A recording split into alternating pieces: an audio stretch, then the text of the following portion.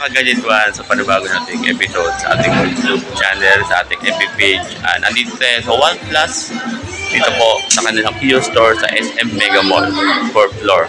Sa mga hindi pa po nakapollow, naka-subscribe sa ating YouTube channel and ating FB page, please follow and subscribe po sa ating YouTube channel para po sa mga bagong updated sa ating video ang ating pinapalabas sa ating YouTube channel.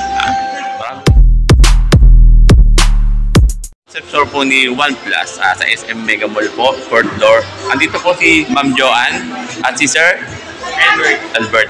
Tutulungan po natin tayo para sa mga bagong flagship tsaka yung bagong labas po ni OnePlus po. Ito pala yung mga pinaka-flagship natin, si OnePlus 11 5G.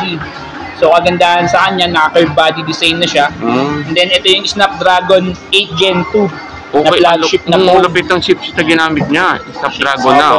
8 Gen 2 na siya. And then kagandahan dito, naka 3rd generation na siya.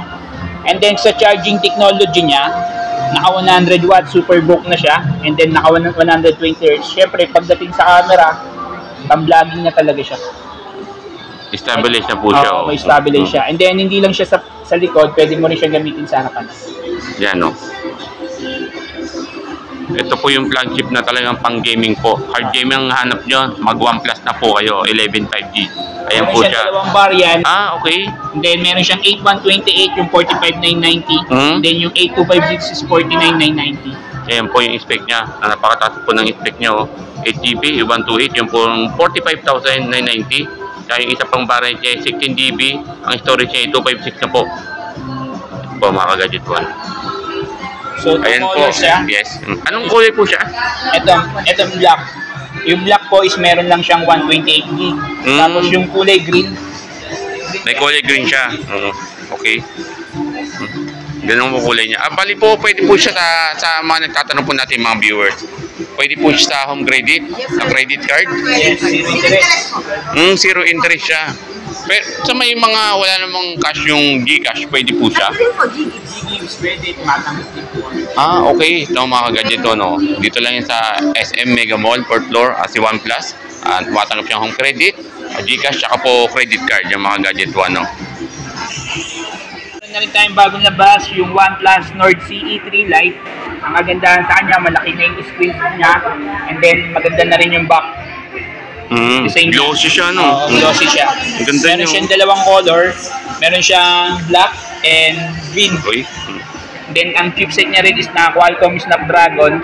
Kung naghahanap kayo ng mga gaming phone na mataas yung spec, 16GB RAM, 256GB. And then 67 watts superbook na rin siya. Ang advantage mo pa dito, naka 108 megapixel ka pa. Yeah, 108 megapixel. And then meron din siyang dual view video.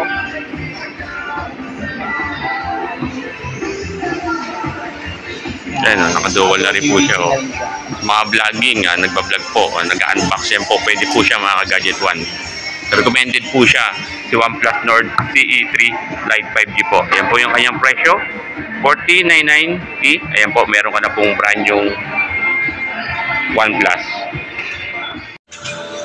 Ito nga po pala si OnePlus Nord CE2 Lite. So, kung naghahanap kayo ng mga budget phone na Qualcomm Snapdragon gaming phone, so kagandahan sa kanya na Qualcomm Snapdragon 695 na yung chipset niya. And then, ang kagandahan pa is naka 5,000 mAh battery and 33 watts superbook. Siyempre, pag sa camera, naka 64 megapixel and naka triple camera. Yan. Guys, sa mga nagtatanong, 120Hz na po siya. So, good for gaming na talaga siya. Wala kang masasabi. Kahit sa halagang 11,990, Snapdragon yan mga ka-Gadget One no. Entry level po lang po yan ni OnePlus, pero malupit na po siya, naka-Snapdragon na po siya mga ka-Gadget One. Yan. Sa halaga po na 11,990, may OnePlus Nord CE 2 Lite ka na po. 1 year warranty po yan mga ka-Gadget One. Sa mga mid-range naman natin, meron tayong OnePlus Nord 2T 5G.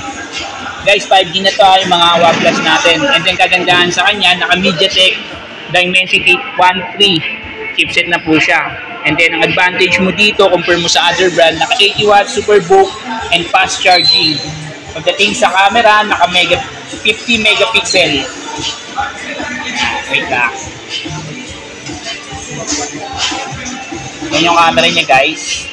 Hindi lang siya gaming phone, camera na rin din. And kapag more on vlogging ka, may ultra steady na rin siya. So kahit magalaw yung kamay. Stabilize na siya, no? Oo. Sir, no? So ang kagandahan pa sa kanya, pwede ka pang gumamit ng dual view video. Yun, no? Mga gadget to, no? Yan po, oh. So si OnePlus, hindi lang siya gaming phone. So more on camera na rin siya. And then ang kagandahan sa kanya, naka 50 megapixel, Sony IMX766 flagship na yung camera ang ginamit niya. Ayan, mga gadget to, no? Yan po si OnePlus Nord 2T 5G. Po. Halagaan po na 18,9990. Ay, tapos, naka mid-range ka na po. Ayan, napakaganda po niya yung camera niya, mga gadget one. Tignan nyo. Tignan nyo po, ang ganda po ng camera niya. Napakalinaw po. Naka MediaTek Dimensity 1300 na po ang chipset niya, mga gadget one.